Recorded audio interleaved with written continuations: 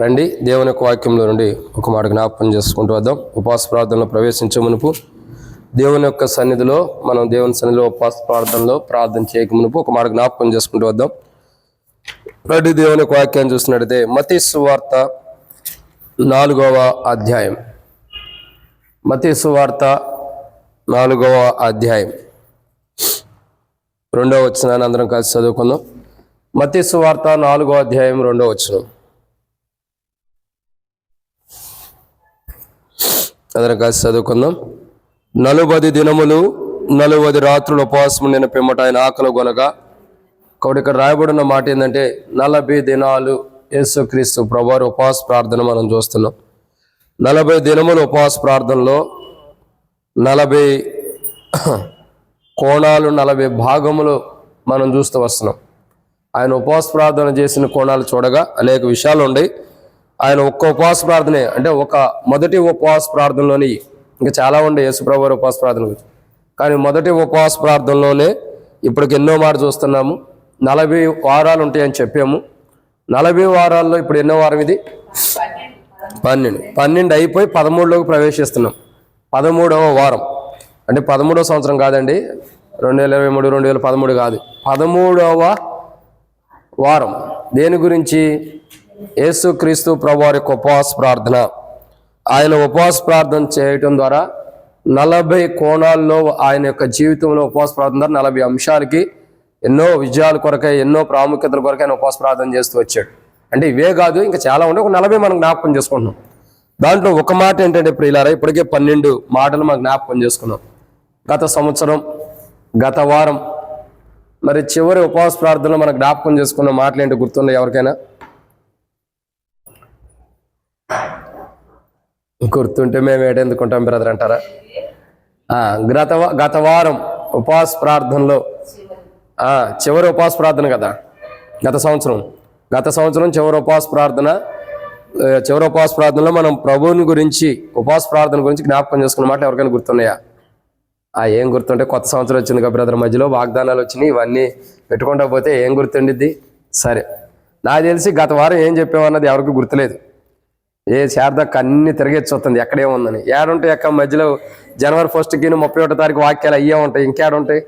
సరే, దేవుని యొక్క వాక్యం నుంచి నేను చెబుతా చూడండి. నాకు తెలుసు మీరు ఎలాంటి వాళ్ళు, 4 సంవత్సరాలు చూస్తున్నా, ఎంత జ్ఞానం ఉంది మీకు.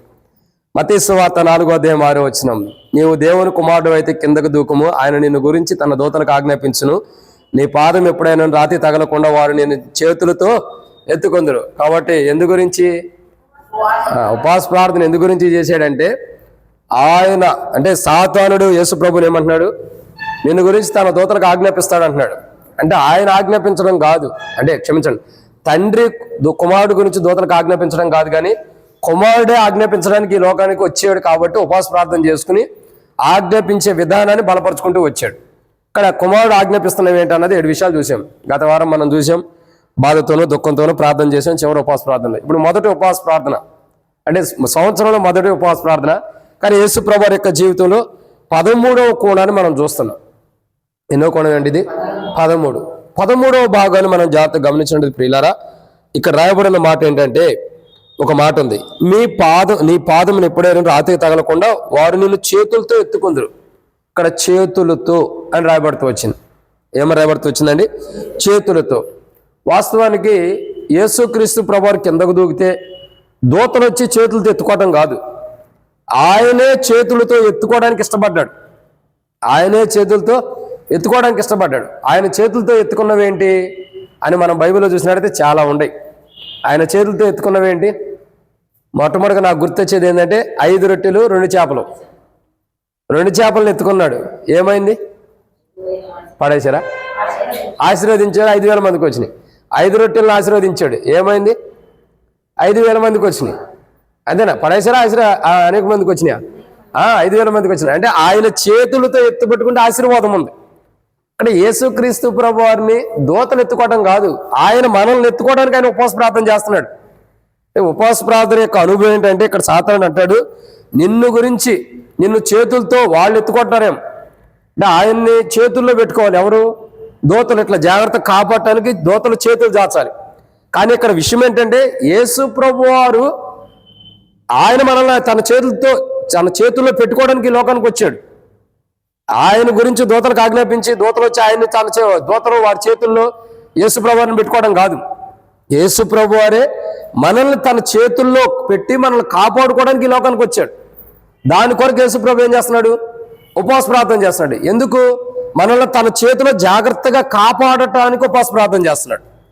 సో మనం తన చేతుల్లోకి తీసుకొని దాని గురించి ఒక మాట రాయబడుతూ వచ్చింది. రండి, యెషయా గ్రంథము 49వ అధ్యాయం. యెషయా గ్రంథం 49వ అధ్యాయం 16వ వచనం. చూడుము, నా అరచేతుల మీదనే నిన్ను చెక్కి ఉన్నాను. అంటే ఇప్పుడు ఎవరిని చెక్కాడు? చూడుము, నా అరచేతుల మీద నిన్ను చెక్కి ఉన్నాను అంటున్నాడు. అంటే అర్థం ఏంటి? ప్రభువుని దూతలుగా అరచేతుల్లో పెట్టుకోవడం, దూతల చేతుల్లో పెట్టుకుని కాపాడటం కాదు. ప్రభువే మనల్ని కాపాడటానికి ఆయన ఉపవాస ప్రార్థన చేస్తున్నాడు. దాని గురించే పాత నిబంధన యెషయా గ్రంథం 49వ అధ్యాయం 15వ వచనం 16వ వచనం రాయబడుతూ వచ్చిన మాట ఏంటంటే, చూడుము, నా అరచేతుల మీదే మనల్ని తన అరచేతిలో పెట్టుకోవడానికి యేసుప్రభు వచ్చాడు. కానీ ఆయన ఇంకొకళ్ళు అరచేతిలో ఉండడానికి కాదు. దూతల అరచేతుల్లోనూ లేదా ఇంకోళ్ళు అరచేతుల్లో ఆయన ఉండడానికి కాదు. ఆయన మనల్ని తన అరచేతిలో పెట్టుకుని కనుపాపోలే కాపాడటానికి. అందుకంటాడు కదా, కోడి తన రెక్కల కింద తన పిల్లల్ని ఎలాగైతే కాపాడిద్దో అలా తన అరచేతుల్లో పెట్టుకుని మనల్ని కాపాడటానికి ఈ లోకానికి వచ్చాడు యేసుప్రభు. ఈ లోకానికి వచ్చి మనల్ని తన అరచేతిలో పెట్టుకుని కాపాడటానికి ఉపవాస ప్రార్థన చేస్తున్నాడు. ఈ సంవత్సరం అంతా కూడా బహుశా దేవుడు మనకు ఆయుష్నిచ్చి మనం అందరం వృద్ధాప్యులు ఉండేవారమే. మరి ప్రభు మనల్ని పిలుచుకోకుండా మనకు ఆయుష్నిస్తే ఈ సంవత్సరం అంతా కూడా ప్రభు తన అరచేతులు మనల్ని కాపాడటం కొరకు మనం ఏం చేయాలా? ఉపవాస ప్రార్థన చేసుకోవాలి. యేసు ప్రభు వారి యొక్క ఉపవాస ప్రార్థన దేని కొరకు అంటే, ఆయన 13వ ఉపవాస ప్రార్థన మనం చూస్తున్నాం. మొదటి ఉపవాస ప్రార్థనలో 13వ కోణం, 13వ ఉపవాస ప్రార్థన కాదు 13వ కోణం చూస్తున్నాం. ఎందుకని? ఆయన మనల్ని తన అరచేతిలో పెట్టుకుని కాపాడుకోవడానికి, ఆయన మనల్ని తన అరచేతిలో పెట్టుకోవడానికి ఉపవాస ప్రార్థన చేస్తున్నాడు. ఎందుకంటే ఇక్కడ రాయబడుతున్నమాట, తన అరచేతిలో పెట్టుకుని ఏం చేస్తున్నాడు అని అంటే బైబిల్ 7 విషయాలు ఉన్నాయి. క్షమించండి, 5 విషయాలు. 7 చెప్పాం కదా ఉపవాస ప్రార్థనకి, 5. 7 కావాలంటే 7 కూడా ఉంటాయి. కాబట్టి ఆయన తన అరచేతుల్లో మనల్ని పెట్టుకుని మనల్ని కాపాడటానికి ఇష్టపడుతున్నాడు. ఆయన తన అంటే దూతలు వచ్చి ఆయన అరచేతిలో పెట్టుకోవడం కాదు. ఆయనే అంటే దూతలు వచ్చి చేతులతో ఆయన కాపాడటం కాదు. ఆయనే మన తన స్వహస్తాలతో మనం కాపాడటానికి ఇష్టపడుతున్నాడు. మనం ఎక్కడున్నాం అంటున్నాడు కదా, యెషయా గ్రంథం 49వ అధ్యాయం 16వ వచనంలో, చూడము, నా అరచేతుల మీద నేను చెక్కి ఉన్నాను అన్నాడు. అంటే మనం ఎక్కడ ఉన్నాము? ప్రభు యొక్క స్వహస్తాల్లో చెక్కబడిన వారుగా ప్రభు యొక్క చేతిలో మనం ఉన్నాం. నిత్యముని ప్రాకారం నా ఎదుటుండి అన్నాడు ప్రభు. మనం ఎక్కడున్నాం? ప్రభు యొక్క అరచేతుల్లో ఉన్నాం. కాబట్టి ప్రభు యొక్క అరచేతుల్లో ఉన్నాం. మనల్ని కాపాడుకోవడానికి ఆయన ఉపవాస ప్రార్థన చేస్తున్నాడు. సో ఇక్కడ మనం జాగ్రత్తగా గమనించినట్టు ప్రియులారా, మరి ప్రభు యొక్క అరచేతుల్లో ఉన్న మనము, ఆయన అరచేతుల్లో ఉన్న మనల్ని ప్రభు ఎలా కాపాడుకుంటున్నాడు, ఏం చేస్తున్నాడు అంటే ఒక 5 విషయాలు ఉన్నాయి. వాటిని మనం ధ్యానించమునపు ప్రభు నడిపింపు కొరకే చిన్న ప్రార్థన. మమ్మల్ని మిక్కిలిగా ఎక్కువగా ప్రేమించిన ప్రియ పరలోకపు తండ్రి, పరిశుద్ధుడు అయిన దేవా, మీకు స్తోత్రములు. ఇప్పటి వరకు ప్రభు మీరు సహాయం చేస్తూ వచ్చిన మీ కృపాంతరం బట్టి మీకు వందనాలు. ఈ సమయంలో కొన్ని నిమిషాలు వాక్యం ధ్యానించబోతున్న సహాయం చేయండి. ఈ వాక్యం ధ్యానించడం కొరకే దాసుడు కనులు యజమానుడి వైపు చూసినట్లు, దాసురాలు కనులు యజమానురాలి వైపు చూసినట్లు మా కనులు మీ వైపు వీక్షిస్తుండగా మీరే సహాయం అనుగ్రహించి మహిమ పొందండి. నీ ప్రజల పక్షాన నీకున్న దయ చొప్పున దయతో నన్ను జ్ఞాపకం చేసుకుని నాతో మాట్లాడి నాకు తీర్చమని. నేను భౌతికంగా ఎంత బలహీనంగా ఉన్నప్పటికీ, ఎంత బలహీనైనప్పటికీ నన్ను బలపరిచేవాడిని నేను సమస్తను చేయగలను అపోస్తలుడైన పౌలు అంటున్నాడు. ప్రభువా, మీరు నన్ను బలపరిస్తే తప్ప నేను ఏం చేయలేని వాడిని నన్ను ఒప్పుకుంటూ నీ మీద ఆధారపడుతూ ఈరోజు వర్తమానం ఎంత దీవించి శత్రు సిగ్గు మీకు మహిమ తెచ్చుకొని మీరు మాకు ఇచ్చిన వ్యక్తిగతమైన వాగ్దానములు కూడా వాడు ధైర్యంగా ఉండము, నీ విశ్వాసం నేను బాగుపరచదనని మీరు ఏదైతే మా వ్యక్తిగతంగా సంఘంగా మీరు వాగ్దానాలు ఇవ్వడానికి ఇష్టపడ్డారో వాగ్దానాలన్నీ నెరవేర్చండి. ప్రభువా, మీ ధైర్యమును మాకు నింపండి. మీ ధైర్యం ద్వారా మేము ముందరికి వెళ్తాను సాయించండి. ఈ వాక్యం ధ్యానించేటప్పుడు కనబడగల శత్రుగారు లయపరచండి. ఈ వాక్యం అంతట్లో కూడా మీరు మహిమ తెచ్చుకోండి, శత్రువుకు సిగ్గు తీసుకురామని. ఈ వాక్యం ధ్యానించడానికి ఎందుకు వచ్చిన ఈ ప్రజలకు నేను యోగ్యుని కానీ ఒప్పుకుంటూ, దేవి వాక్యం ధ్యానించడానికి నా జ్ఞానం సరిపోదని ఒప్పుకుంటూ, దాసుడి కన్నులు యజమానుడి వైపు చూసినట్లు, దాసురాల కన్నులు యజమానురాల వైపు చూసినట్లు మా కన్నులు మీ వైపు వీక్షిస్తుండగా మీరే సహాయం గురించి మహిమ పొందండి. నీ ప్రజల పక్షాన నీకున్న దయ చొప్పున దయతో నన్ను జ్ఞాపకం చేసుకుని నాతో మాట్లాడి అక్కడ తీర్చమని, ముందున్న సమయంతో దీవించమని ప్రభువైన యేసుక్రీస్తు నామం పేరిట విశ్వాసంతో వచ్చిన ప్రజలందరూ బట్టి స్తోత్రములు. రావాల్సిన వారి త్వరపడి తీసుకురండి. మధ్య మార్గంలో ఉండవ సకాలం నడిపించండి. ఈ నూతన సంవత్సరంలో మొదటి ఉపవాస ప్రార్థనతో దీవెనకరంగా చేయమని ప్రభువైన యేసుక్రీస్తు నామం పేరిట విశ్వాసంతో ప్రార్థించి స్తుతించి అడిగి పెట్టుకుంటున్నాం తండ్రి, ఆమేన్. కాబట్టి ఇక్కడ రాయబడినటువంటి ఒక మాట ఏంటంటే ప్రియులారా, త్వరగా ముగిద్దాం. చాలా త్వరగా ముగించాలని నాకు కూడా ఉంది. ఎందుకంటే ఎక్కువసేపు ప్రార్థన చేద్దాం. ఎక్కువసేపు అంటే మన వ్యక్తిగతమైన ప్రార్థన చేసినట్టు కాదు, అందరికీ అవకాశం వచ్చినట్టు.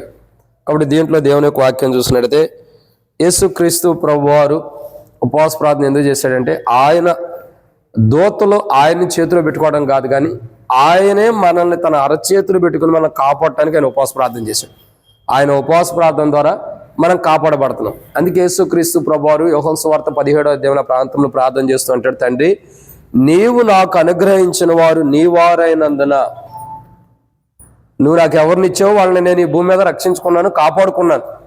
కాబట్టి నేను ఈ లోకంలో ఉన్నాను కాబట్టి దుష్టుడు వచ్చి వారిని ఏం చేస్తాడు, వారికి ఏదో కీడు చేయొచ్చు, ఏదో నష్టం చేయొచ్చు. కాబట్టి వారిని నువ్వు కాపాడు, ఎందుకంటే నేను ఈ లోకంలో ఉండలేదు కాబట్టి నువ్వు వారిని కాపాడు ప్రభా అని చెప్పి తండ్రికి ప్రార్థన చేస్తాడు యేసు ప్రభా. అంటే మనల్ని ఆల్రెడీ రక్షించుకున్నాడంటే మనల్ని తన అరచేతుల్లో పెట్టుకున్నాడు. మనల్ని కాపాడుకోవటానికి, మనకు రక్షణ ఇచ్చి మనల్ని కాపాడుకోవటానికి మనం సురక్షితంగా, బైబిల్ రాయబడుతూ వచ్చింది కదా రూతు గ్రంథంలో, ఇశ్రాయేల్ యొక్క దేవుని యొక్క రెక్కల కింద సురక్షితంగా ఉండటానికి వచ్చేవని రాయబడుతూ వచ్చింది. అంటే మనం సురక్షితంగా ఉండటానికి ఆయన రెక్కల కింద, అంటే ఆయన అరచేతిలో ఉంటే సురక్షితంగా ఉంటాం. కాబట్టి ఆయన అరచేతిలో ఉంచి మనల్ని సురక్షితంగా ఉంచడానికి ఆయన ఉపవాస ప్రార్థన చేశాడు. సో ఆయన చేసిన ఉపవాస ప్రార్థన ద్వారా ఆయన అరచేతిలో మనల్ని పెట్టుకుని మనకి ఏం చేస్తున్నాడంటే బైబిల్లో కొన్ని విషయాలు ఉన్నాయి. దాంట్లో మొదటి మాటను మనం చూస్తున్నాం. ఏమని రాయబడుతూ వచ్చింది రండి. మొదటి మాటను చూస్తున్నట్లయితే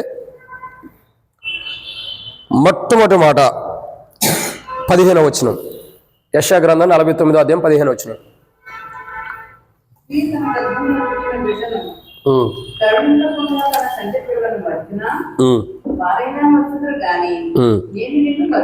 అది కాబట్టి ఇక్కడ రాయబడినటువంటి మొదటి మాట, స్త్రీ తన గర్భంలో పెట్టిన బిడ్డను కరుణించుకుని మర్చిద్దా?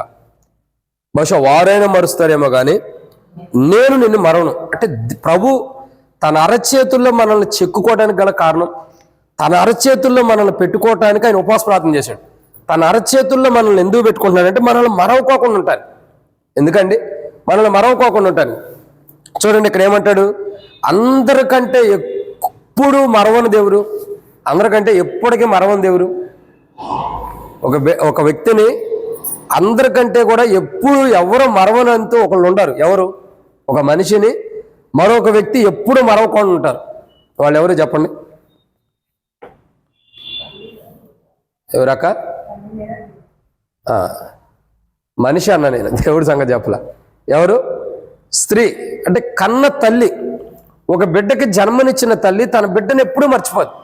వాడు వ్యభిచారం ఉండొచ్చు, వాడు తాగుబోతు ఉండొచ్చు, వాడు తిరుగుబోతూ ఉండొచ్చు, వాడు పాపాత్ముడై ఉండొచ్చు, లేదా ఆమె ఎలాంటి పరిస్థితులు ఉండా, ఎలాంటి దుఃఖం ఉండ, ఎలాంటి పాప జీవితం ఉండా, స్త్రీ అయినా పురుషుడైనా సరే ఒక తల్లి మర్చిపోయిద్దా చెప్పండి? ఎప్పుడు మర్చిపోదు. తన బిడ్డ అంటే ఎప్పుడు ప్రేమే.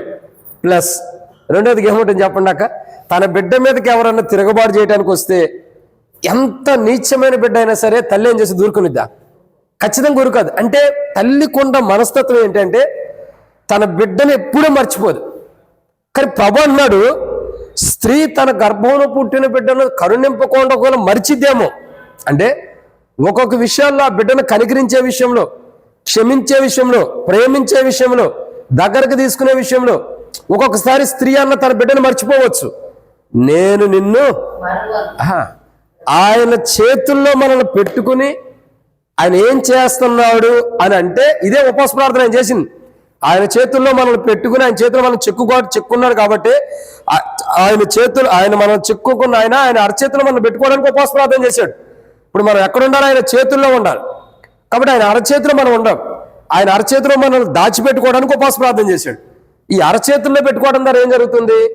ఒకటి, ఆయన మనల్ని మరవట్లా. ఏం చేస్తున్నాడండి? మనల్ని మరవట్లా. ఏమంటాడు? స్త్రీ తన గర్భంలో పుట్టిన బిడ్డను కరుణించకుండా మర్చిద్దా? ఒక గర్భం ధరించినటువంటి స్త్రీ, ఒక బిడ్డకి జన్మనిచ్చినటువంటి స్త్రీ తన బిడ్డని మర్చిపోయిద్దా? ఒకవేళ కరుణించదేమో, ఏదో టైంలో కరుణించకపోవచ్చు. కానీ స్త్రీ తన గర్భంలో పుట్టిన బిడ్డను కరుణించుకోకుండా ఉండిద్దా?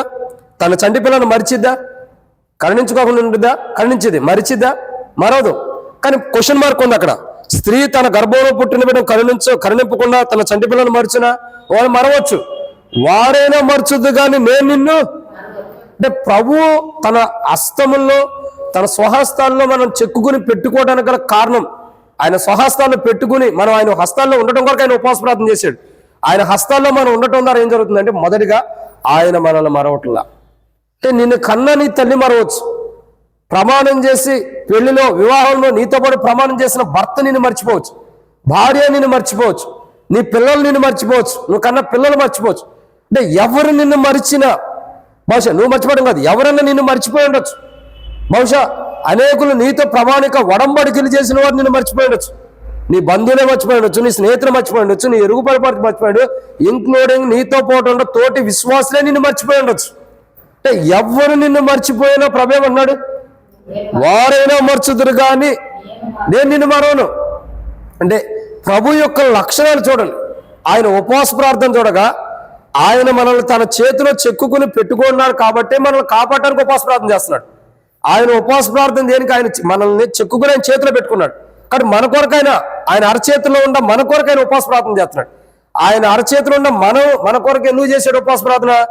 ఆయన మనల్ని ఆయన అరచేతిలో పెట్టుకున్నాడు కాబట్టి మన కొరకు ఉపవాస ప్రార్థన చేశాడు. ఆయన అరచేతిలోకి మనం ఉంటుందా ఏం జరుగుతుంది? మొదటిగా ఆయన మనల్ని మరవట్ల. అంటే పోయిన సంవత్సరం ఎన్నిసార్లు అనుకుంటాం దేవుడు నన్ను మర్చిపోయాడని అనుకోలేదా? నేను కూడా అనుకుంటూ వచ్చా. నేను కూడా వాగ్దానం అన్నది అసలు తీసుకోకూడదు, ఎక్కడికి వచ్చే తీసుకుందాం అనుకున్నాం. అందుకే 31వ తారీఖు తీసుకోవాలి. పొద్దున్నే దేవుడు మాట్లాడాడు, ఎక్కడైతే వాగ్దానమే కదా తీసుకోవాలి. ఎందుకంటే బయట ఊర్లోకి వెళ్ళినప్పుడు అక్కడ వాగ్దానం తీసుకుంటే ఖచ్చితంగా ఏదో ఒకటి వస్తుంది. అందుకని ఏడో తీసుకుందాం అనుకున్నా. కానీ దేవుడు మాట్లాడాడు 1వ తారీఖు అంటే మాట్లాడితే వాగ్దానం తీసుకున్నా. కానీ చూడలా, ఏమిచ్చాడో వాగ్దానం చూడలా. ఏమిచ్చాడో చూడకపోయేదానికి కాబట్టి వచ్చేసా. సరే తర్వాత చూద్దాం, మంచిగా ప్రభు సమయం ఇచ్చినప్పుడు చూద్దాంలే, కొన్ని దినాలు అట్టు ఉంచుదాంలే అనుకున్నా. నేను ఎందుకో మాణిక్వాన దగ్గరికి వెళ్తే, సరే అన్న నువ్వు పెద్దోడు కదా ప్రార్థన చేయన్నా, వాగ్దానం చూద్దామని ప్రార్థన చేసి కరెక్ట్గా వచ్చిన మాట ఏం తెలుసా? కుమారుడా కాదు, ధైర్యంగా ఉండు, నీ విశ్వాసం నిన్ను బాగుపరిచినని వచ్చింది. ఏమొచ్చిందండి? నీ విశ్వాసం నిన్ను బాగుపరిచను. అంటే నాకు ఇక అనారోగ్యం ఉంది కాబట్టి నేను అడిగా, నా అనారోగ్య విషయంలోనూ, సంఘం విషయంలోనూ, నా వ్యక్తిగత విషయంలోనూ, నా కుటుంబ విషయంలోనూ అన్నిటికీ అవసరమైన వాగ్దానం నాకు ఈ ప్రభు అని చెప్పి ప్రార్థన చేసుకుని వెళ్ళి తీసుకున్నాను. ఏమొచ్చింది? రాత్రి తీసుకోవాలా.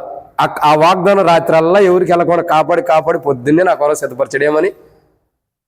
ధైర్యంగా ఉండుము, నీ విశ్వాసం నిన్ను. మత్తయి సువార్త 9వ అధ్యాయము 22వ వచనం. అది ఎవరి గురించి ఇచ్చాడు? రక్తస్రావం కలిగిన స్త్రీ 12 సంవత్సరాల నుంచి బాధపడుతుంది. సంవత్సరం వల్ల బాధపడ్డా, దేవుడు నాకు స్వస్థత ఇస్తాడు అనుకుంటా. అందుకే మాట్లాడుతూ వచ్చాడు. ఏమని? ధైర్యంగా ఉండము, నీ విశ్వాసమే నిన్ను బాగుపరిచను. ఇంకా అక్కకి ఇచ్చాడు. ముదిం వచ్చే వరకు ఎత్తుకునేవాడు. అందుకే అంటారు కదా, ఏ ఇంటికి వెళ్తావు కోడలా అంటే ఆ ఇంటికి వెళ్తాను అత్త అందంట. ఏమన్నారండి? ఏ ఇంటికి వెళ్తావు కోడలా అని అడిగితే ఆ ఇంటికి వెళ్తాను అత్త అందంట. ఏ ఇంటికి? నాకు తగిన అత్త ఎక్కడుందో నేను అక్కడికి వెళ్తానని. మన వాగ్దానాలు కూడా అట్టాగే వచ్చినాయి. ఎవరికి ఏం కావాలో వాళ్ళకి తగినట్టుగా, తగిన విధానంలో మన మనస్తత్వాలు, మన ఉద్దేశాలు, మన ఆలోచనలు తగినట్టుగా ఇచ్చాడు వాగ్దానం. నాకు రోగం ఉంది, దాన్ని స్వస్థపరుస్తాను, నీకు విశ్వాసం ఎంత ఉందో అంత అనుకో నువ్వు బాగుపడతామని ఇచ్చాడు. అక్కకేమో ముదువు వచ్చే వరకు ఎత్తుకునేవాడు నేను అన్నాడు. మరి మీకేమి ఇచ్చాడు అది చెప్పలా. ఏమిచ్చాడు అది చెప్పండి. అది ఎవరో తగ్గింది వాళ్ళకి వచ్చేది. ఎందుకు ఇచ్చాడంటే మన జీవితాలను 17 సంవత్సరానికి ఏమిచ్చాడు? అక్క రాములు మక్కే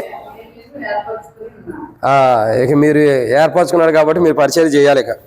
కాబట్టి అది ఎవరికి తగినది అది. ఎందుకంటే మనస్తత్వాలు ఎరిగిన దేవుడు. ఈ సంవత్సరం అంతా ఎవరికి ఎలాంటి మనస్తత్వాలు ఉన్నాయో, ఎవరికి ఏది అవసరమో భవిష్యత్తుని ఎరిగిన వాడు కదా. సంవత్సరం అంతా ఎరిగి మనకి ఇచ్చాడు వాగ్దానాలు. అయితే ఆ వాగ్దానాలు ఇచ్చిన ప్రభువే మన కొరకు ఏం చేశాడు? మనల్ని చెక్కి తన చేతిలో పెట్టుకున్నాడు. తన చేతిలో పెట్టుకుని ఏం చేస్తున్నాడు?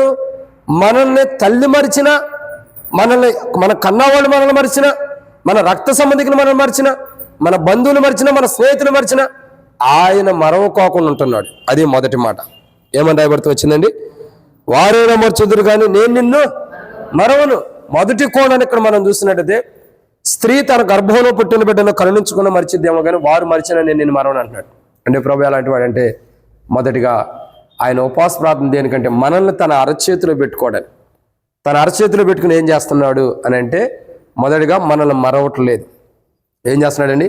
మరవట్ల. అంటే మన కన్నా మనల్ని కన్నా మన తల్లి మరిచిన, మన రక్త సంబంధికులు మరిచిన, మన బంధువులు మరిచిన, తోటి విశ్వాసులు మనల్ని మరిచిన ప్రభు మనల్ని మరవట్ల.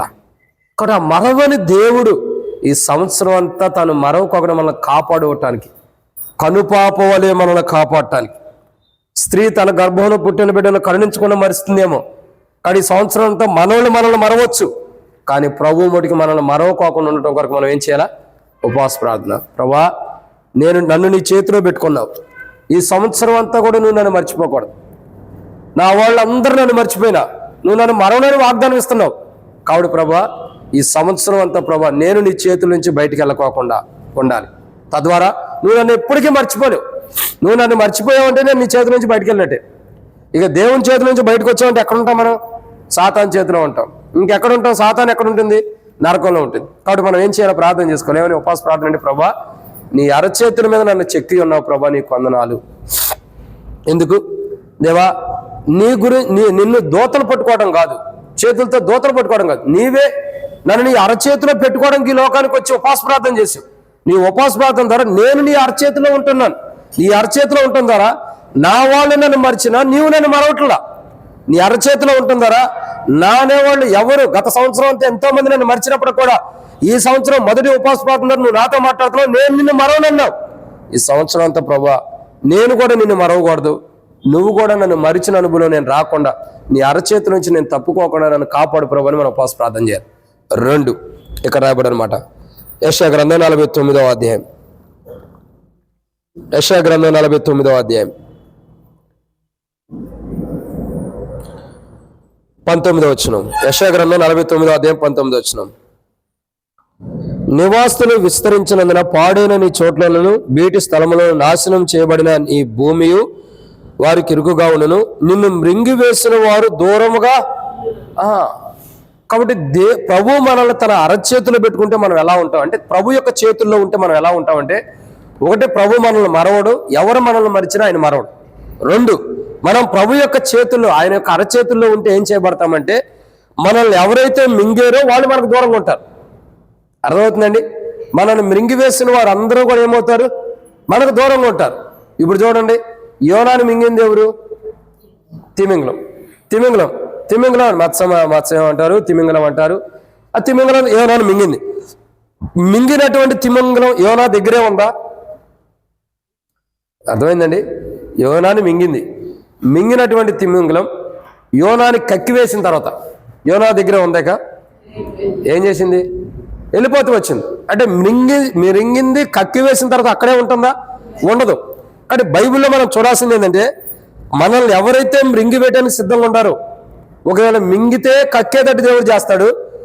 మనల్ని ఎవరైనా మృంగివేయడానికి సిద్ధంగా ఉంటే, ఎవరైనా మనల్ని మృంగివేయడానికి సమీపంగా ఉంటే, అంటే మన మరణాన్ని కోరుకుంటున్నా, లేకపోతే మన యొక్క కీడును కోరుకుంటున్నా, మన నష్టాన్ని కోరుకుంటున్నా, మన శాపాన్ని కోరుకునే వాళ్ళైనా, మన యొక్క కష్టాన్ని కోరుకునే వాళ్ళైనా ఎవరైనా ఉంటే, వాళ్ళు మనల్ని మృంగటానికి ఇష్టపడిన ప్రభు ఏం చేస్తున్నాడు? వాళ్ళని మనకు దూరం ఉంచుతున్నాడు. అంటే మనకి ఒక రకంగా చెప్పాలంటే, మన భాషలో అర్థం కావాలంటే, మనకి కీడు చేయాలనుకున్న వారిని మనకే దూరం ఉంచుతున్నాడు ఆయన. అంటే ఆయన అరచేతులు ఉంటే నా ఆశీర్వాదాలు అంటే చూడండి, ఆయన దూతల దూతలు ఆయన పట్టుకోవడానికి, వారి చేతుల ద్వారా దూతలు పట్టుకోవడానికి కాదు ఆయన వచ్చింది. ఆయన ఉపవాస ప్రార్థన చేస్తుంది. ఆయన మనల్ని తన చేతుల్లో పట్టుకోవడానికి, తన చేతుల్లో ఆయన పెట్టుకోవడం ద్వారా ఏం జరుగుతుంది మనకి? మొదటగా ఆయన మనల్ని మరవట్లా. ఎవరు మరిచినా, గత సంవత్సరం అంతా ఎవరు మరిచారు, ఈ సంవత్సరం అంతా కూడా ఎవరు మరవకోకుండా దేవుడు ఎవరు మరిచినా ఆయన మరవకుండా మనల్ని కాపాడుతున్నాడు ఉపవాస ప్రార్థన. 2గా ఆయన చేతుల్లో ఉంటున్నారు. ఏం జరుగుతుంది?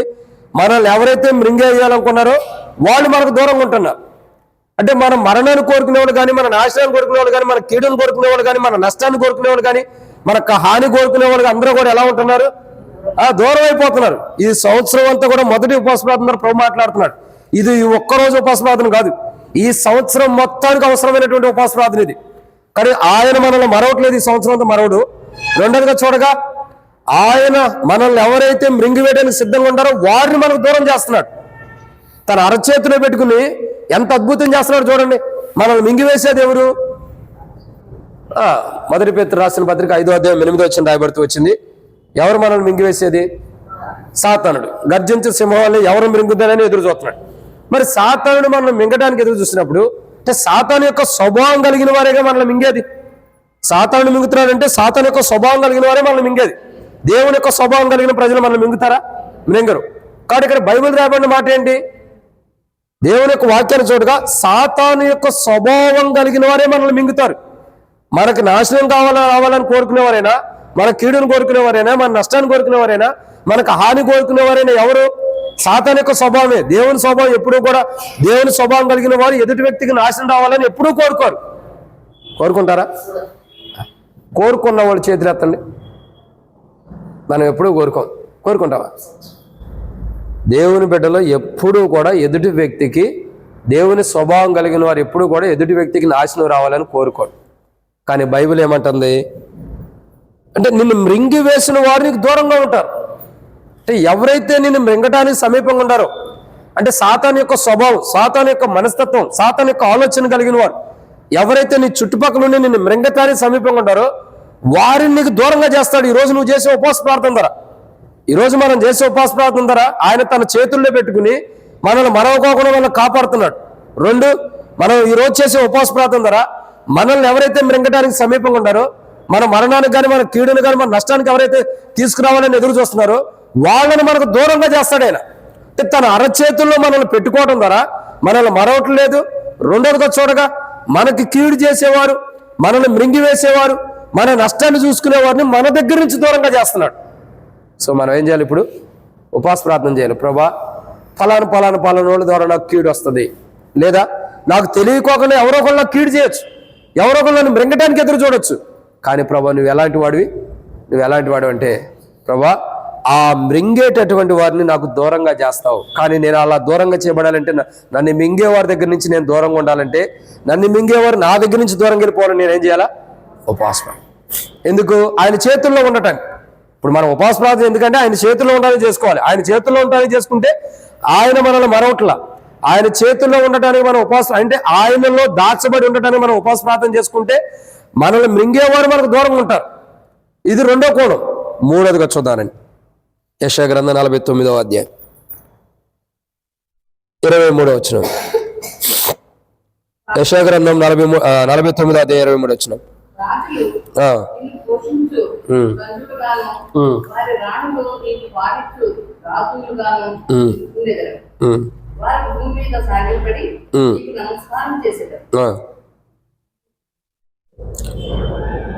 నీ పాదముల ధూళి నాకెదురు, అప్పుడు నేను యెహోవాననియు నా కొరకు కనిపెట్టుకున్నవారు అవమానం నొందరనియు నీవు తెలుసుకొందు.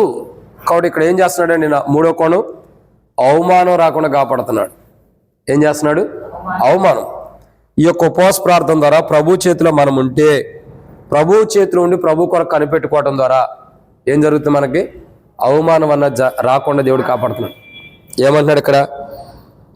నా కొరకు కనిపెట్టుకున్నవారు అవమానం నొందరని నీవు తెలుసుకుందరు. అంతే. అర్థం ఏంటి? తెలుసుకుందాం అంటే అర్థం ఏంటి? మనకి అవమానం రాదు. గత సంవత్సరాలన్నీ ఎన్ని అవమానాలు మనం పొంది ఉన్నాము. ఉపవాస ప్రార్థనలు చేసి కూడా, అనేక పర్యాయములు కన్నీటి ఉపవాస ప్రార్థన చేసి కూడా గత సంవత్సరం అంతా ఎన్ని అవమానాలు మనం పొందుకొని ఉన్నాం మనకు తెలియదు. మనకు తెలియదు అంటే మీకు తెలిసి ఎవరి కాళ్ళే, నాకు తెలియదు. కానీ ఈ సంవత్సరం మొదటి ఉపవాస ప్రార్థన ప్రభు మాట్లాడుతున్నాడు కదా, మనం తన చేతుల్లో ఉంటే ఏం చేస్తున్నాడు ఆయన? ఖచ్చితంగా మనం తన చేతుల్లో ఉండటం ద్వారా మనకు అవమానం రాకుండా ఆయన కాపాడుతున్నాడు. యెహోవా కొరకు, నా కొరకు కనిపెట్టుకున్నవారు అవమానం అందరూ నీవేం చేస్తావు? తెలుసుకుందు. అంటే దేవుడు తెలియపరుస్తున్నాడు. ఇక్కడ ప్రియులారా, మూడో కోణాన్ని చూస్తున్నాం. మన జీవితాల్లో దేవుని యొక్క స్వహస్తాల్లో ఉండటానికి మనం ప్రార్థన చేసుకోవాలి. ప్రభు యొక్క హస్తాల్లో, అంటే యేసు ప్రభు యొక్క హస్తాల్లో మనం ఉంటే మొదటిగా ఏం జరుగుతుంది? మనల్ని ఎప్పుడూ కూడా ప్రభు మర్చిపోడు, అందరూ మర్చిన. రెండు, మనం ఆయన చేతిలో ఉంటే మనల్ని మృంగేవారు మనకు దూరంగా ఉంటారు. మూడు, మనం ఆయన చేతిలో ఉంటే ఏం జరిగింది? అవమానం అన్నది మనకి రాకుండా ప్రభు కాపాడతాడు. అంటే ఎట్టి అవమానం కూడా, అంటే మనుషుల ద్వారా కానీ, ప్రజల ద్వారా కానీ, రక్త సంబంధికులు కానీ, అయిన వారి ద్వారా కానీ, ఇరుగు పొరుగు వారి ద్వారా కానీ, స్నేహితుల ద్వారా కానీ, అంటే ఎవరి ద్వారా కూడా ఎట్టి అవమానాలు రాకుండా ఏం చేస్తున్నాడు? ఆయన తన అరచేతుల్లో మనల్ని పెట్టుకుని కాపాడేవాడుకుంటాడు.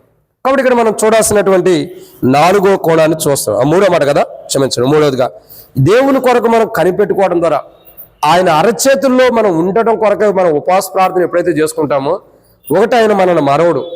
రెండు, ఆయన ఏం చేస్తున్నాడు? మనల్ని మృంగేవారి దగ్గర నుంచి, మనం మింగేవారిని మనకు దూరంగా ఉంచుతాడు, అంటే సాతానుడు. మూడోది, అంటే సాతాను దగ్గర నుంచి దూరంగా ఉంచుతాడు. మూడోదిగా చూడగా మనకు అవమానం రాకుండా కాపాడతాడు. అంటే గత సంవత్సరాలంతా మనం ఎన్నో అవమానాలు పొందినా, ఎన్నో అవమానాలు మనం భరిస్తూ వచ్చిన, ఇన్ని నిందలను మనం భరిస్తూ వచ్చిన ఎంతో మంది చేత ఎన్నో అవమానాలు మనం భరించి ఉండొచ్చు, ఎన్నో అవమానాలు. కానీ ప్రభు అంటున్నాడు కదా, ఆయన స్వహస్తాల్లో మనం ఉంటే, ఆయన స్వహస్తాల్లో మనం ఉంచబడి ఉంటే ప్రతి అవమానాన్ని కూడా మనల్ని ఏం చేస్తాడు, ఆయన మనకు ఆశీర్వాదకరంగా మారుస్తాడు. అందుకంటాడు కదా, యెహోవానని నా కొరకు కనిపెట్టుకున్నవారు అవమానాలందరూ తెలుసుకుందరు. అక్కడ మూడో కోణం చూస్తున్నాం. మనం ఆయన అరచేతుల్లో ఉంటే మనకి ఈ సంవత్సరం అంతా కూడా ఎట్టి అవమానాలు రాకుండా ఆయన మనల్ని కాపాడుతాడు. మనం అవమానించబడుకోకుండా కూడా ప్రభు కాపాడతాడు. ఎట్టి అవమానాలు మనకు రావు, మనం అవమానించబడుకోకుండా కూడా ప్రభు కాపాడతాడు. ఇప్పుడు మనం దేని కొరకు ప్రార్థన చేయాలంటే ఆయన స్వహస్తాల్లో మనం ఉండటం కొరకు ప్రార్థన చేసుకోవాలి. ఇది ఎన్నో మాట. 3, 4వ విషయాన్ని చూద్దారండి. యెషయా గ్రంథం 49వ అధ్యాయం. యెషయా గ్రంథం 49వ అధ్యాయం 16వ వచనం. చూడుము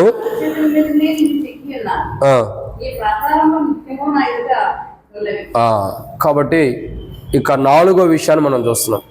ప్రభు ఆయన గురించి దూతలకు, తండ్రి ఆయన గురించి దూతలకు ఆజ్ఞాపించి, దూతలు యేసుప్రభు వారిని తన చేతులతో పట్టుకోవడం కాదు, కానీ యేసుప్రభు వారే మనల్ని తన అరచేతిలో పెట్టుకోవడానికి ఉపవాస ప్రార్థన చేస్తున్నాడు.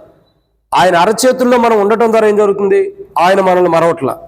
2, ఆయన అరచేతిలో మనం ఉండటం ద్వారా ఏం జరుగుతుంది, మనల్ని చూడండి, మనల్ని మృంగివేసిన వారు మనకు దూరంగా ఉంటున్నారు. మనం మింగేది ఎవరు చెప్పబడుతూ వచ్చింది కదా, 1 పేతురు 5:8 ప్రకారం సాతాను మనం మింగేది, మనల్ని మింగే సాతాను మనకు దూరంగా ఉంటున్నాడు. ఇక 3వదిగా చూడగా అవమానం, అంటే మన జీవితాల్లో గత సంవత్సరాలన్నీ కూడా ఏవైతే అవమానాలు మనం పొందుకుంటూ వచ్చామో, ఈ సంవత్సరంలో ప్రభు మాట్లాడుతున్న మాట ఏంటంటే, ఈ ఉపవాస ప్రార్థన ద్వారా మనం తన అరచేతిలో ఉండటానికి ఉపవాస ప్రార్థన చేసుకుంటే, దేవుని యొక్క అరచేతుల నుంచి మనం బయటికి వెళ్ళకోకుండా ఉండటం కొరకు ఉపవాస ప్రార్థన చేసుకుంటే, ఆయన ఏం చేస్తున్నాడంటే ఈ సంవత్సరం అంతా మనకు అవమానాలు రాకుండా కాపాడుతున్నాడు.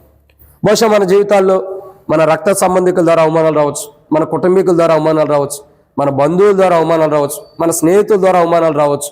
ఎందుకంటే అనేకులు అనేక రీతిలో మనల్ని అవమానపరచడానికి ఇష్టపడి ఉండొచ్చు. కానీ ఈ సంవత్సరంతో ప్రభు ఏమన్నాడు, మనం కానీ ఖచ్చితంగా ఆయన అరచేతులు ఉండడానికి ఉపవాస ప్రార్థన చేసుకుంటే ఖచ్చితంగా ప్రభు ఏం చేస్తాడు, ఈ సంవత్సరం అంతా మనకి ఎట్టి అవమానాలు రాకుండా, అంటే మన బంధువులు, స్నేహితులు, రక్త సంబంధికులు, ఇరుగు పొరుగు వారు, మన ఇంటి వారైనా, మన బంధువులైనా, స్నేహితులైనా, ఎవరి ద్వారా కూడా ఎట్టి అవమానాలు రాకుండా ప్రభు ఏం చేస్తున్నాడు, కాపాడేవాడుగా ఉన్నాడు. అంటే అవమానకరమైన వాటిని కూడా ఘనత కొరకు సిద్ధపరచగలిగిన దేవుడు మన ప్రభు. కాబట్టి మనం ఏం చేయాలా, ఆయన అరచేతుల్లో ఉంటే మనకు వచ్చే అవమానాలన్నీ కూడా తప్పించబడి మనం ఏం చేయబడతాం, ఆశీర్వాదకరమైన విధానంలో నిర్దోషులుగా ఉంటాం. ఇట్టి వాటి కొరకు మనం ఉపవాస ప్రార్థన చేయాలి. ఇది ఎన్నో మాట, 3. 4వది ఏంటంటే ఇక్కడ రాయబడిన మాట, నీ ప్రాకారం నిత్యము నా ఎదుటండి. 4వ విషయం అది ఏంటి, నీ ప్రాకారం. అంటే మన ప్రాకారంలో ఎక్కడుంటాయి, ప్రభు అరచేతుల్లో ఉంటే మనం మన ప్రాకారంలో ఆయన ఎదుటుంటాయి. మన ప్రాకారంలో ఆయన ఎదుటుంటే ఏం జరుగుతుంది, ఆయన మనకు ప్రాకారంగా ఉంటాడు. ప్రాకారం గుండి ఏం చేస్తాడు, ఇప్పుడు ఇశ్రాయేలు ప్రజలు ఉన్నారు, ఐగుప్తు నుంచి బయటకు వచ్చారు. ఐగుప్తు నుంచి బయటకు వచ్చిన తర్వాత ప్రభు ఎలా ఉన్నాడు, బైబిల్లో రాయబడుతూ వచ్చింది, పగలు మేఘస్తంభంగాను రాత్రి అగ్నిస్తంభంగా ఉండి వాళ్ళు నడిపిస్తూ వచ్చాడు. ఇంకా చెప్పగా బైబిల్ రాయబడుతూ వచ్చింది, వారిని నడిపించినటువంటి దోత ఏం చేస్తూ వచ్చింది, ఎర్ర సముద్రంలో కూడా వారిని నడిపించుకుంటూ వెళ్ళిన దోత వారి వెనకాలకు వచ్చి మరలా వారిని కాపలా కాస్తున్న విధానం చూస్తున్నాం. అంటే మన ప్రాకారాలు దేవుల్లో ఉంటే, దేవుని అరచేతిలో మనం ఉన్నప్పుడు ఆయన మనల్ని ఏం చేస్తాడంటే నిత్యము మన ప్రాకారంలో ఆయన ఎదుటి పెట్టుకుంటాడు. అంటే మనల్ని కాపాడుతాడు. ఇశ్రాయేలు ప్రజలు ముందలకు నడిపించిన దోత శత్రువులు సమీపిస్తున్నప్పుడు ఏం చేసింది, వెనక్కి వచ్చింది మళ్ళీ వాళ్ళని కాపాడుకోవడానికి.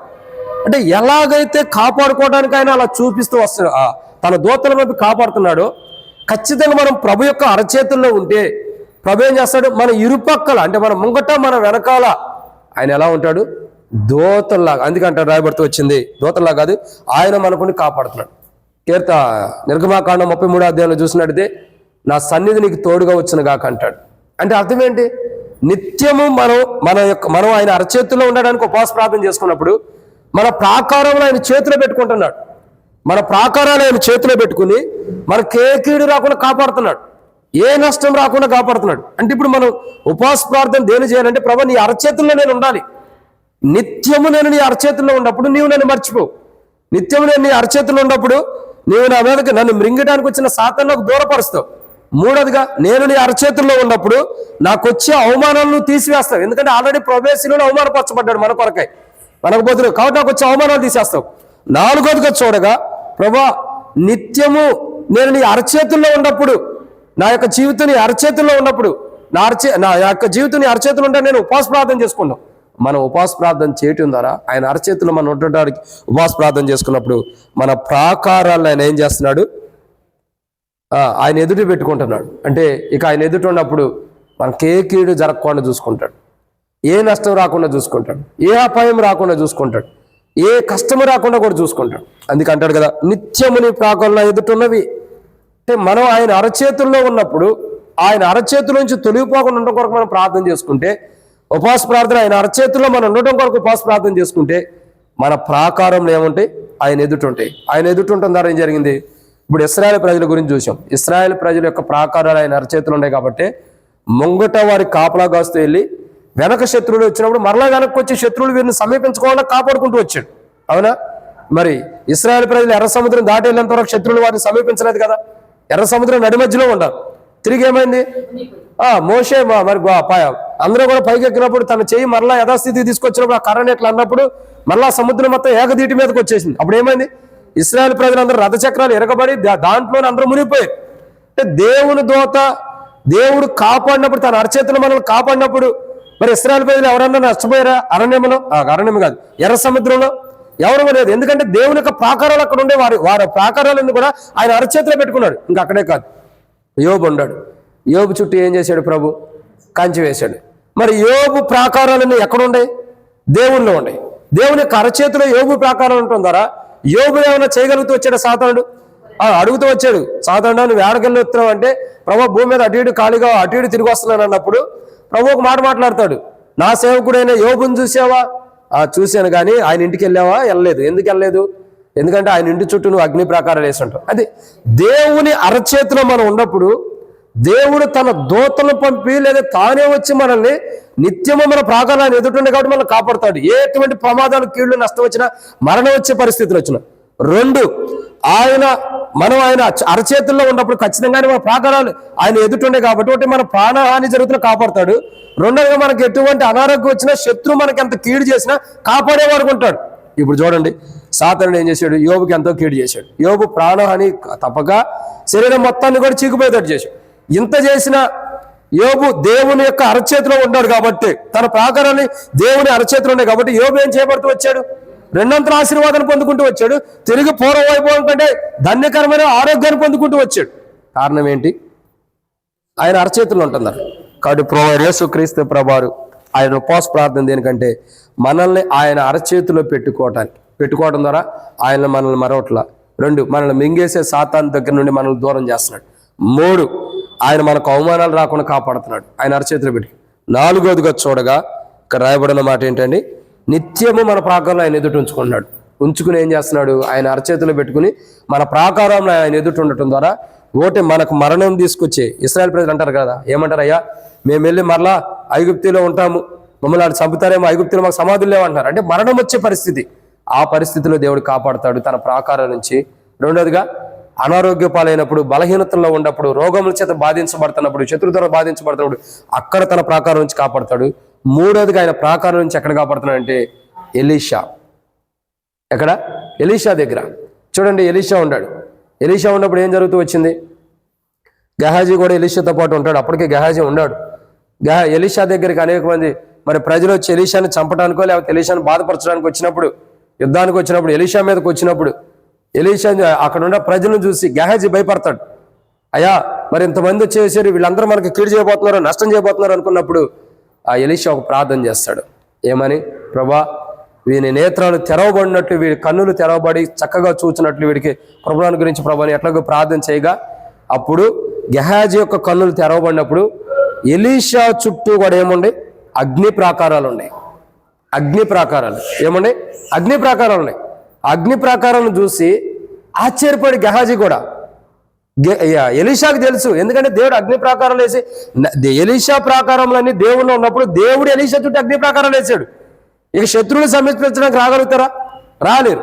కాబట్టి ఆ విషయం అనేది గెహాజీ తెలీదు, కానీ ఎలీషా తెలుసు. ఎందుకు? ఎలీషా ఎప్పుడు ప్రార్థనా జీవితము, ప్రభుత్వ సావాసం కలిగి ఉన్నాడు కాబట్టి. కానీ ఈరోజు మన జీవితాల్లో మనం కూడా ఈ 4వ కోణాలు అంటే మనం ప్రభు హస్తాల్లో ఉండటానికి మనం ఉపవాస ప్రార్థన చేసుకుని ఆయన హస్తాల్లో నుండి మనం బయటికి వెళ్ళకోకుండా ప్రభు యొక్క స్వహస్తాల్లో ఉండడానికి ఎప్పుడైతే మనం ఉపవాస ప్రార్థన చేసుకుంటామో అప్పుడు ఏం జరుగుతుంది? ఇశ్రాయేలు ప్రజలు చుట్టూ ఉన్న దూత ఎలాగ కాపలా ఉందో అలా మనల్ని తన నిత్యం మన ప్రాకారంలో ఆయన ఎదురు పెట్టుకుని మనల్ని కాపాడుతాడు, మరణం రాకుండా, మరణం వచ్చే పరిస్థితులు. 2, ఏం చేస్తున్నాడు? యోబులాగా అనారోగ్యాలు వచ్చిన, కష్టాలు వచ్చిన, కీడు వచ్చిన, శత్రు ద్వారా ఎన్నో వస్తున్నా కాపాడుతాడు వాటిని. 3, ఎలీషా చుట్టూ వేసిన అగ్ని ప్రాకారాలే మన చుట్టూ వేసి మనం ఆయన చేతుల్లో ఉన్నప్పుడు నిత్యము మన ప్రాకారం ఆయన ఎదుట ఉన్నప్పుడు ఆయన మన చుట్టూ ప్రాకారాలు వేసి మనల్ని కాపాడుతాడు. యోబును కాపాడిన దేవుడు, ఇశ్రాయేలు ప్రజలను కాపాడిన దేవుడు, ఎలీషాను కాపాడిన దేవుడు తన ప్రాకారాల ద్వారా. మనం ఆయన అరచేతిలో ఉన్నప్పుడు ఆయన ప్రాకారం నిత్యం మన ప్రాకారం ఆయన ఎదుట ఉన్నప్పుడు ఆయన మన ప్రాకారాల చుట్టూ అగ్ని ప్రాకారాలు కానీ, కంచి కానీ, దూతల కావడం గురించి ఏ అపాయం రాకుండా మనం కాపాడేవాడుకుంటాడు. కాబట్టి మనం ఏం చేయాలా? ఆయన అరచేతుల్లో ఉండడానికి ఉపవాస ప్రార్థన చేయాలి. ఎప్పుడైతే అలా ప్రార్థన చేస్తామో అప్పుడు ఏం జరుగుతుందండి? మన ప్రాకారం నిత్యము ప్రభు ఎదుటుంటాయి. కాబట్టి మనకి ఆ ఇశ్రాయేల్ ప్రజలు లాంటి నష్టం వస్తున్నా, ఇశ్రాయేల్ ప్రజలకు వచ్చే నష్టం లాంటి నష్టం వస్తున్నా, యోబుకు వచ్చే నష్టం వస్తున్నా, ఎలీషాకు వచ్చే నష్టం వస్తున్నా, వారందరూ నష్టం రాకుండా కాపాడబడ్డారు. అట్టు మనం కూడా మనం దేవుని యొక్క స్వహస్తాల్లో ఉండటం కోసం ఉపవాస ప్రార్థన చేసుకుంటే ఖచ్చితంగా ఏం జరుగుతుంది? మన ప్రాకారం ఆయన ఎదుటుండే కాబట్టి మన ప్రాకారం చుట్టూ ఆయన దూతను ఉంచుతాడు, అగ్ని ఉంచుతాడు, అగ్ని ప్రాకారాలు ఉంచుతాడు, ఆయన కంచి వేసి మనల్ని కాపాడుతాడు. ఇక్కడ మనం ఆయన చేతుల్లో, ఆయన అరచేతుల్లో ఉండటం కొరకు ఉపవాస ప్రార్థన చేయాలి. ఆయనైతే మనం తన అరచేతుల్లో పెట్టుకుని కాపాడుకోవడానికి ఉపవాస ప్రార్థన చేశాడు. మనం ఆయన అరచేతుల్లో ఉంటున్నారా? ఆయన మరొకట్లా. 2, మనం బాధపరిచే సాతాన్ని అని మనల్ని మింగే సాతాన్ని మనకు దూరపరుస్తున్నాడు. 3, మన అవమానాలను దూరపరుస్తున్నాడు. 4, మనం ఆయన హస్తాల్లో ఉంటున్నారు. ఏం జరుగుతుంది? 4వ చూడగా నిత్యం మన ప్రాకారాలు ఆయన ఎదుట ఉన్నాయి కాబట్టి మనకు మరణం తెచ్చే కానీ, మనకు అనారోగ్యం బాధను తెచ్చే కానీ, తర్వాత ఇంకా ఎలీషాలాగా ఎలీషాని చంపాలనుకుని వచ్చేవారు కానీ, అంటే ఇటువంటి పరిస్థితులు ఏవొచ్చినా మనం ఆయన అరచేతుల్లో ఉన్నప్పుడు ఆయన ప్రాకారాలు మనల్ని ఏం చేస్తే కాపాడుతూ ఉంటాయి. ఇది అన్నమాట 4. ఇక 5వ విషయం చూద్దాం రండి. యెషయా గ్రంథం 49వ అధ్యాయం. యెషయా గ్రంథం 49వ అధ్యాయము 25వ వచనం. యెహోవా ఇలాగు సెలవిచ్చుచున్నాడు,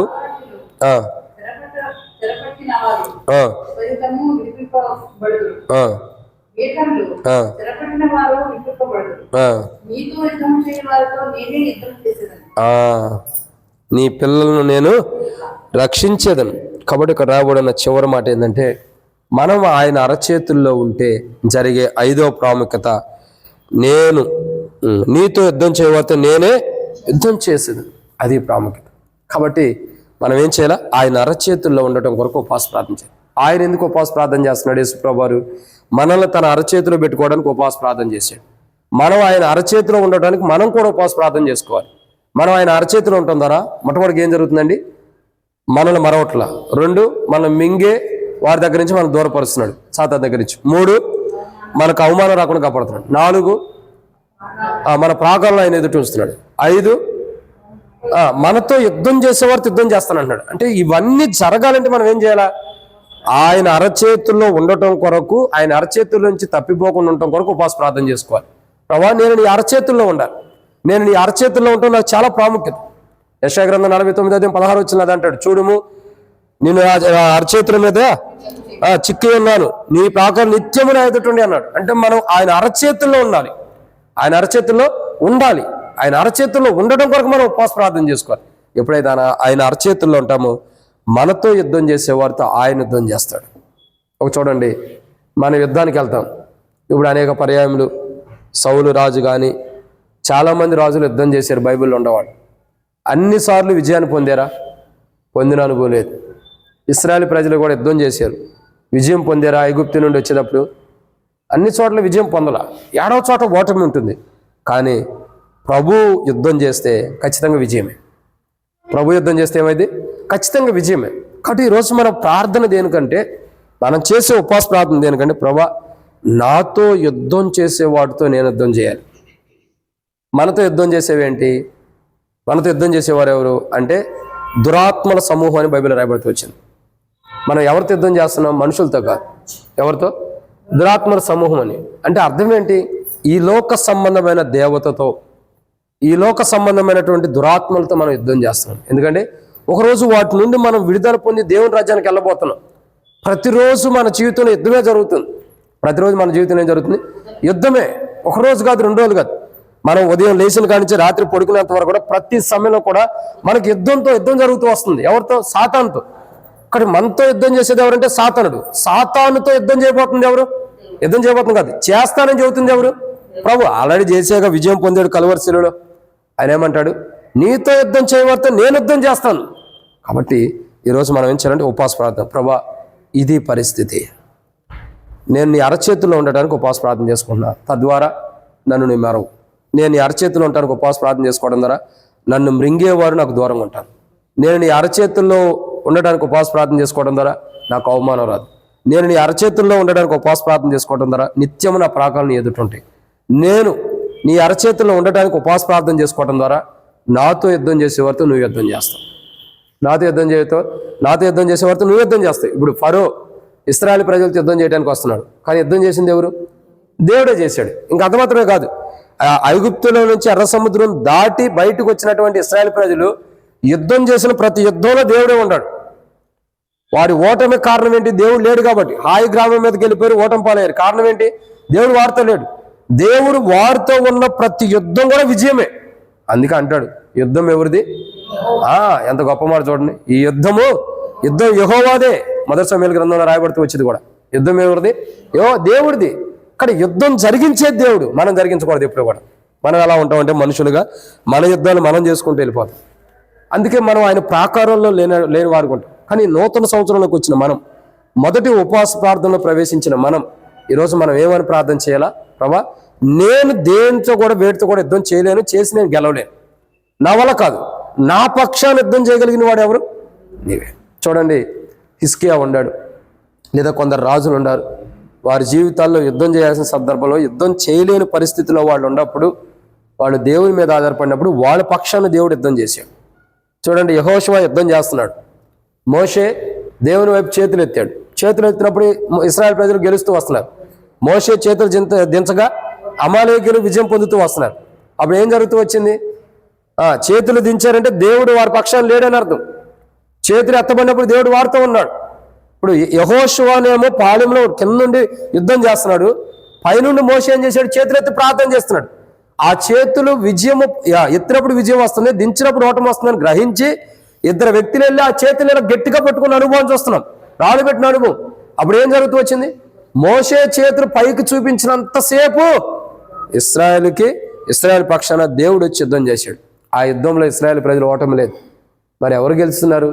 చేతులు పైకి పెట్టిన తర్వాత ఎవరు గెలిచారు?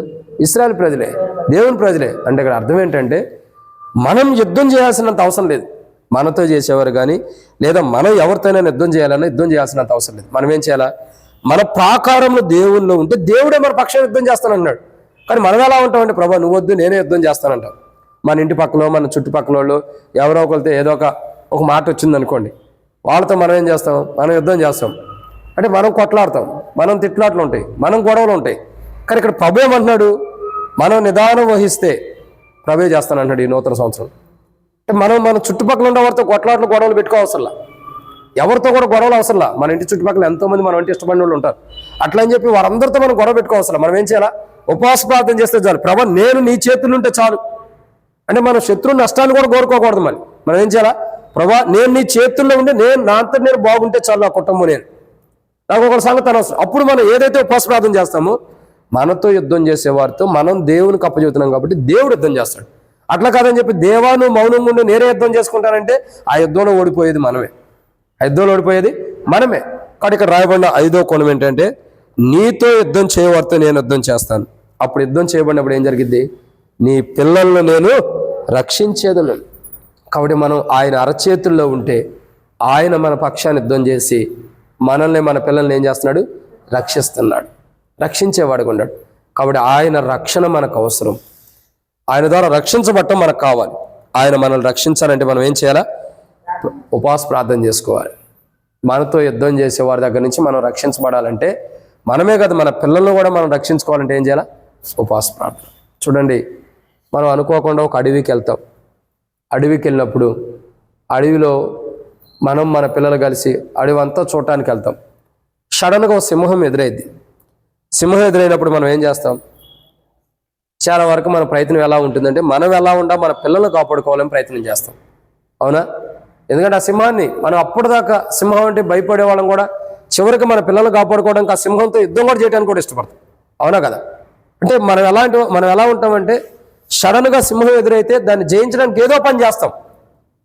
కానీ ప్రభు ఏమంటాడంటే, ఈ యుద్ధము నువ్వు చేయవసరంలా, నీ పిల్లలు కాపాడాలంటే నీ పక్షాన నేను చేస్తానంట. కాబట్టి గర్జించు సింహమైన సాతానుతో యుద్ధం చేయగలిగింది ఎవరంటే దేవుడు. నీ పక్షాన ఆయన యుద్ధం చేయాలంటే నువ్వేం చేయాలా? ఆయన అరచేతుల్లో ఉండటం కొరకు ఉపవాస ప్రార్థన చేయాలి. అంటే ఆయన చేతుల్లో నుంచి మనం బయటికి వెళ్ళకూడదు. నిత్యము నీ ప్రాకారం నా ఎదుట ఉన్నాయి అంటున్నాడు. నేను నిన్ను మరవను అంటున్నాడు.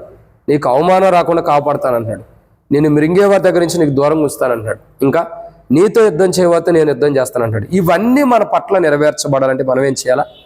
ఉపవాస ప్రార్థన చేయాలి. ఏమని? ప్రభా, నీ అరచేతుల్లోనే నన్ను ఉంచు. నేను పొరపాటున నీ అరచేతుల నుంచి బయటికి వెళ్ళిపోయే జీవితం, నాలో ఏదైనా తప్పు జీవితం వస్తుంటే దాన్ని సరిచేయి. అవసరమైతే దాని నిమిత్తం కొట్టు, బాధపరచు, గాయపరచు, నన్ను దండించు, శిక్షించు.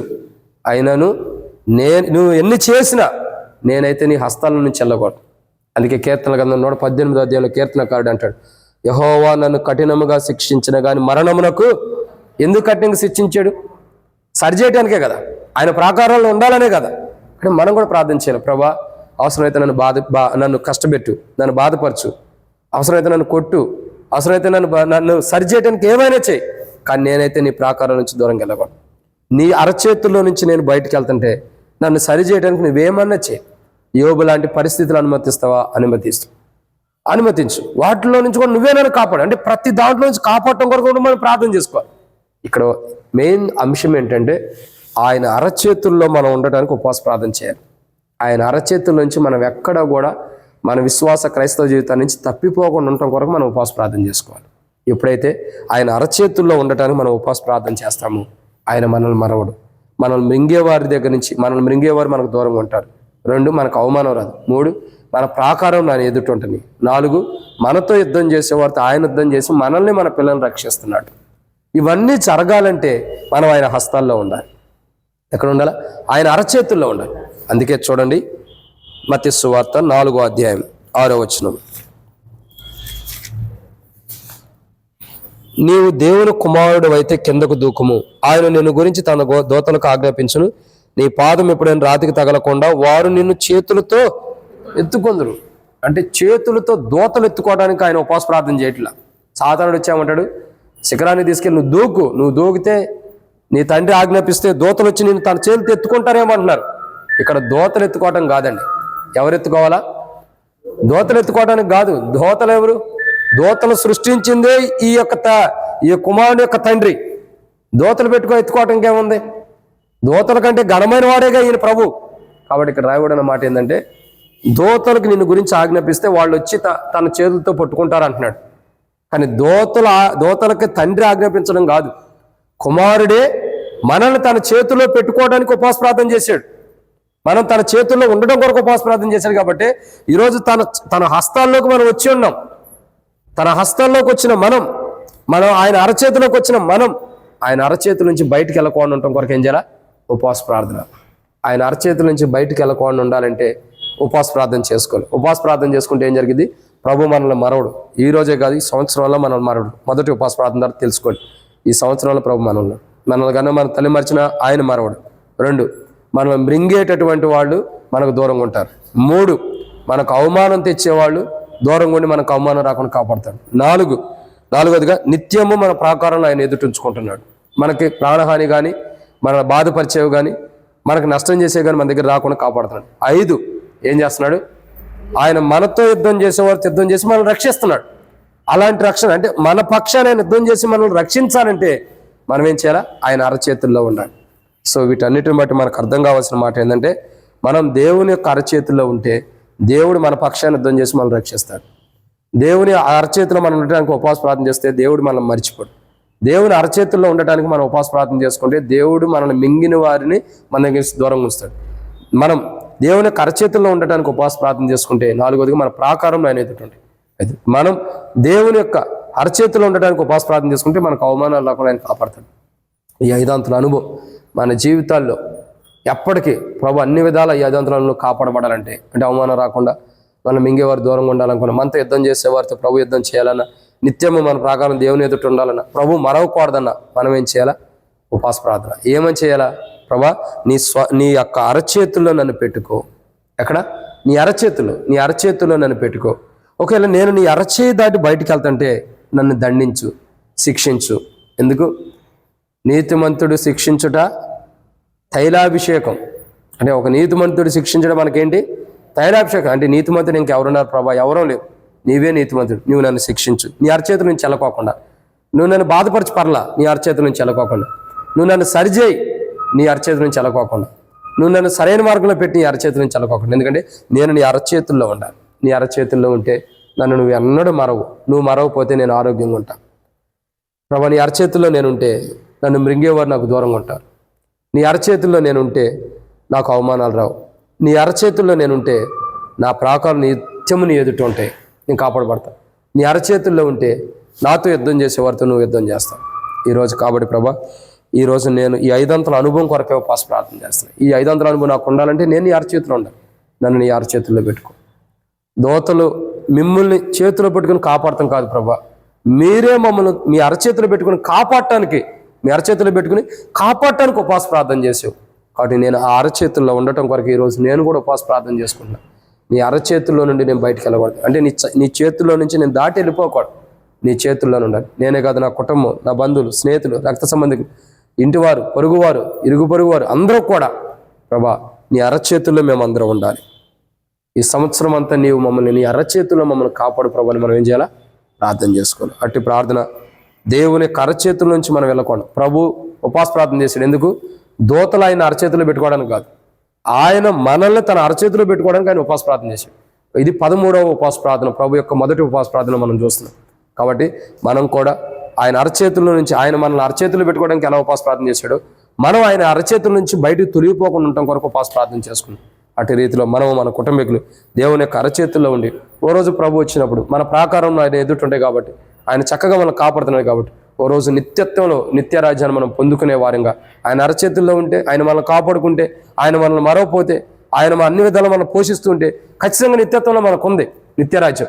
ఆ నిత్యరాజ్యం మనం నివసిస్తాం, ఉంటాం కూడా. అట్లాంటి వాటిని మనం పొందుకోవాలంటే ఈరోజు ఉపవాస ప్రార్థన ఆయన స్వహస్తాల నుండి ఎక్కడ బయటకు వెళ్ళిపోయింది దాన్ని సరి చేసుకుని ఆయన హస్తాల్లో ఉంటూ ఒకరోజు ఆయన వస్తే ఆయన రాజ్యంలోకి మనం ప్రవేశించడం కొరకై, ఆయన స్వహస్తాల్లో మనం ఉండటం కొరకు, ఆయన అరచేతుల నుంచి వెళ్ళిపోకుండా ఉండటం కొరకు. ఒకవేళ వెళ్ళిపోతుంటే దండించి శిక్షించని ఆయన మనల్ని సరిచేసి మళ్ళీ తిరిగి ఆయన అరచేతుల్లో మనల్ని పెట్టడానికి, మన మీద సర్వాధికారం దేవునికి ఉంది కాబట్టి అధికారం దేవునికి అప్పచెప్పి మనం ఆయన అరచేతుల్లో ఉండటం కొరకై ఉపవాస ప్రార్థన చేద్దాం. ఎప్పుడైతే ఆయన అరచేతుల్లో ఉంటామో మన కుటుంబాలు క్షేమంగా ఉంటాయి, మనం క్షేమంగా ఉంటాం. మన జీవితాల్లో మనం మన పిల్లలు యుద్ధం మనం చేయవలసిన మనల్ని రక్షించి కాపాడేవాడుగా ఉంటాడు. అట్టి రక్షణ, అట్టి అవమానాలు రాకుండా, అట్టి విధానంలో మనం బాధించేవారు దూరంగా ఉండి ఆయన అరచేతులు ఉండి ఆయన మనం మరవకుండా ఉండడం కొరకై ఆయన అరచేతుల్లో మనం ఉండటం కొరకు ఉపవాస ప్రార్థన చేద్దాం. అట్టి ఉపవాస ప్రార్థన మనం చేయనట్లు ప్రభు మనకి సహాయం చేయను గాక. ఆమేన్. కాబట్టి ప్రకటనలు జ్ఞాపకం చేసుకోనండి.